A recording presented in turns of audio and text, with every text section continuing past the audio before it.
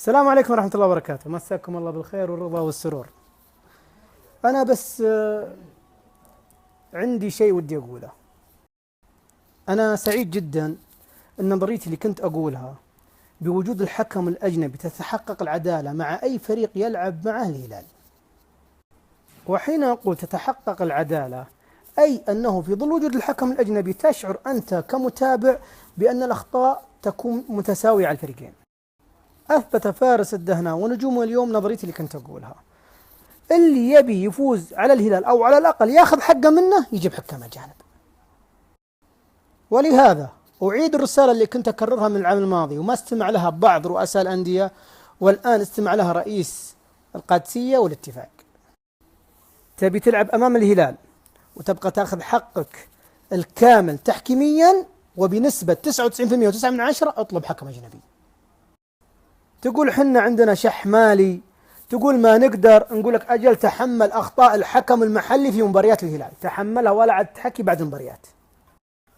النظام الآن يكفل لك بأن تحضر الحكام الأجانب سواء على أرضك أو خارج أرضك. الاتفاق خير دليل، طلبه وهو في الرياض وحقق 3 نقاط.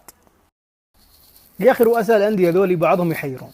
طيب أنا برجع أسرد لكم الأمثلة اللي لها علاقة بين الحكم الأجنبي والهلال. القادسية طلب حكام أجانب قدام الهلال تعادل. التعاون طلب حكام أجانب قدام الهلال وفاز ببلنتي حكم أجنبي عطى بلنتي. هذا الموسم الهلال يلعب الجولة الأولى والثانية ويفوز بأخطاء تحكيمية واضحة وفادحة، أخطاء تحكيمية للحكم المحلي. الاتفاق يلعب المباراة الأولى قدام الأهلي ما يطلب أجانب، يلعب قدام النصر ما يطلب أجانب، ويلعب قدام الهلال ويطلب أجانب ويفوز في ظل وجود الحكم الأجنبي. القادسية يطلب حكم أجنبي.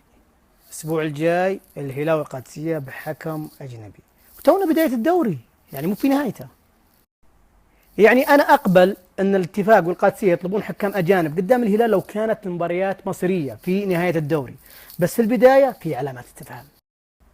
طبعا هذا ما يعني أن الهلال ما يقدر يفوز في ظل وجود الحكم الأجنبي، لا يقدر يفوز، لكن في ظل وجود الحكم الأجنبي تضمن أن الأخطاء على الفريقين بنسبة 99%. وعلى فكرة للإدارات اللي يقولون ما عندنا فلوس، ترى تقدر تكلم الاتحاد السعودي وتقول لهم اخصموا من حقوق اللي عندكم 150,000، ترى عادية يعني. نهاية الحديث، أنا سعيد جدا جدا جدا ولله الحمد والمنة، نظرتي كانت في مكانها، الأيام أثبتتها. السلام عليكم.